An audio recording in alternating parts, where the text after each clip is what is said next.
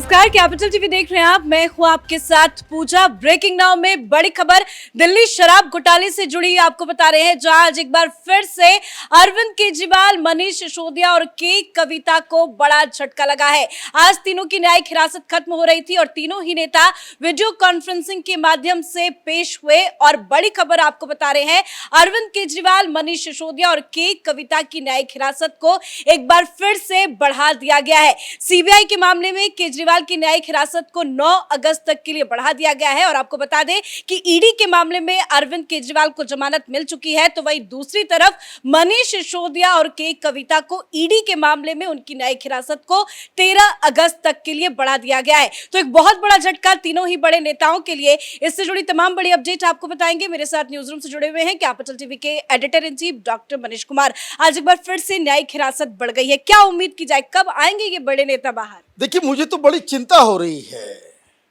कि 15 अगस्त तक ये अंदर रह गया तो फिर झंडा कौन फहराएगा। पूरा झगड़ा तो इसी चीज के लिए है कि मैं मुख्यमंत्री बनूंगा, 15 अगस्त को सैल्यूट लूंगा, हवाई चप्पल में जाकर के झंडा तोलन करूंगा। ये कमाल ड्रामा थोड़ी है। लेकिन क्या है आज मसला, देखिए, इस केस में इन लोगों के बाहर निकलने का चांसेस इसलिए भी कम है क्योंकि जो बार बार चार्जशीट्स आ रहे हैं, बार बार कोर्ट के अंदर जो सबूतों का पहाड़, सबूतों का जखीरा ईडी और सीबीआई जज साहब के सामने रख देते हैं, इनकी सारी दलीलें जो है वो चारों खाने चित हो जाती है। अब 9 तारीख तक ये लोग तिहाड़ जेल में रहेंगे। 2-3 चीजों को समझना जरूरी है। बहुत लोगों को लग रहा होगा कि भाई ये बार बार रोज रोज ये एक्सटेंशन हो जाता है, कहीं कुछ हो जाता है, कहीं कुछ हो जाता है। ईडी के केस में सुप्रीम कोर्ट से केजरीवाल को जमानत नहीं मिली है। ध्यान रखिए, ये बवाल सारे लोग, सारे मीडिया वाले पता नहीं क्या लेते हैं, क्या देते हैं, क्या ऐड चलता है, क्या करते हैं, ये प्रोपेगेंडा फैला रहे हैं कि ईडी के केस में सुप्रीम कोर्ट ने जमानत दे दी है, इंटरिम रिलीफ मिली है। इंटरिम जमानत। तो वो भी किस लिए? वो इसलिए क्योंकि जो केस इन्होंने किया था कि हमारी गिरफ्तारी इलीगल है, क्या ईडी इस तरीके से गिरफ्तार कर सकती है, इसके ऊपर कानूनी मसला बन गया। तो जज साहब ने कहा कि लार्जर बेंच इसकी सुनवाई करेगा। लार्जर बेंच अगर इसकी सुनवाई करेगा तो जो प्रैक्टिस ये होता है कि in the mean time we give interim bail. बात समझ में आया? बेल केस के आधार पे नहीं है, बेल टेक्निकल ग्राउंड पे इंटरिम बेल मिला हुआ है कि ये फैसला जब आएगा तब ये डिसाइड होगा कि आपको बेल दिया जाए या ना दिया जाए, गिरफ्तारी लीगल थी या इलीगल थी। और अगर कोर्ट ने कह दिया कि गिरफ्तारी लीगल है, जो larger bench, the question of law जो सिंघवी साहब ने उठाया है, वो बेंच अगर ये डिसाइड कर देगा कि नहीं, ये जो गिरफ्तारी हुई है वो बिल्कुल सही है, तो ये इंटरिम बेल क्या होगा, अपने आप कैंसिल हो जाएगा। मतलब कोई रिलीफ वहां से नहीं है, वहां मामला सस्पेंडेड है, लटका हुआ है।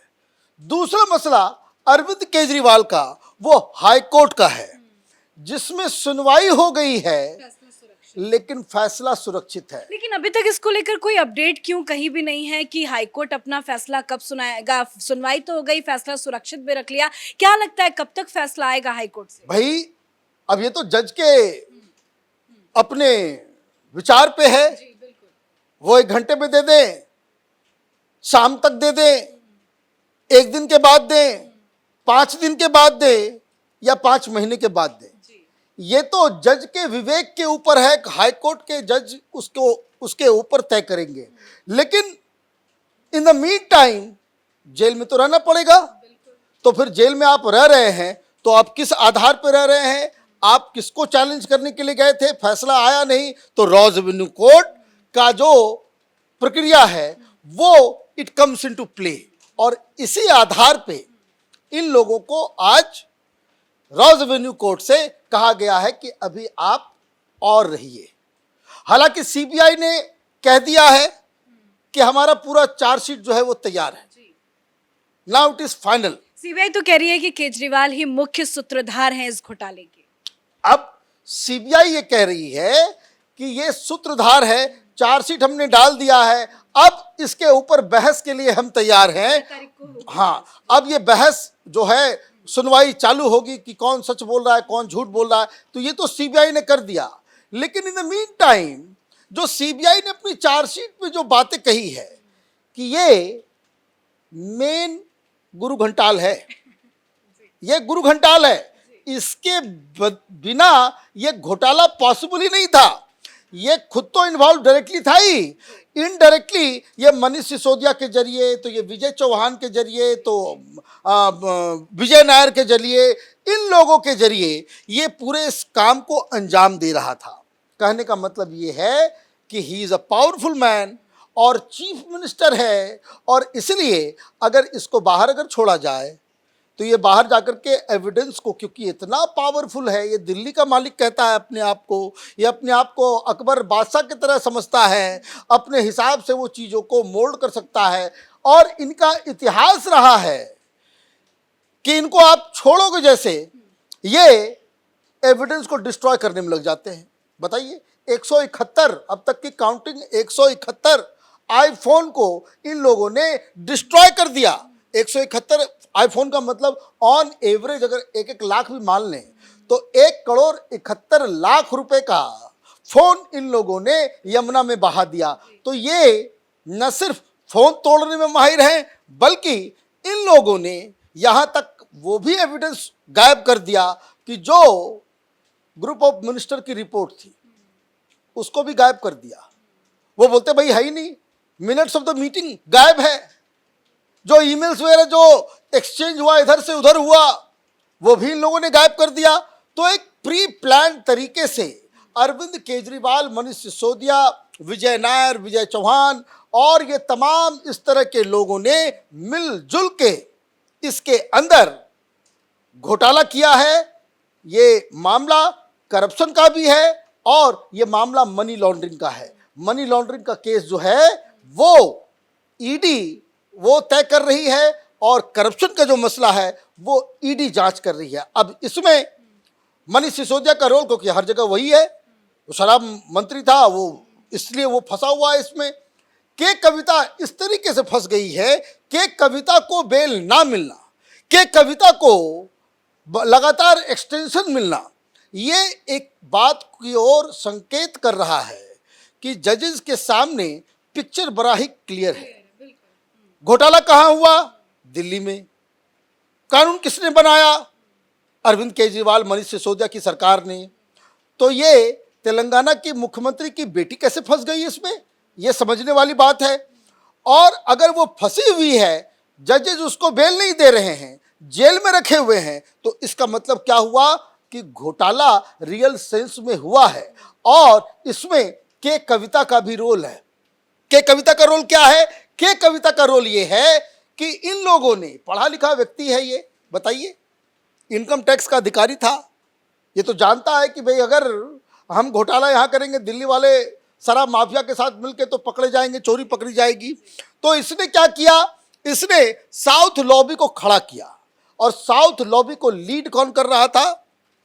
तो ये मैडम कविता कर रही थी।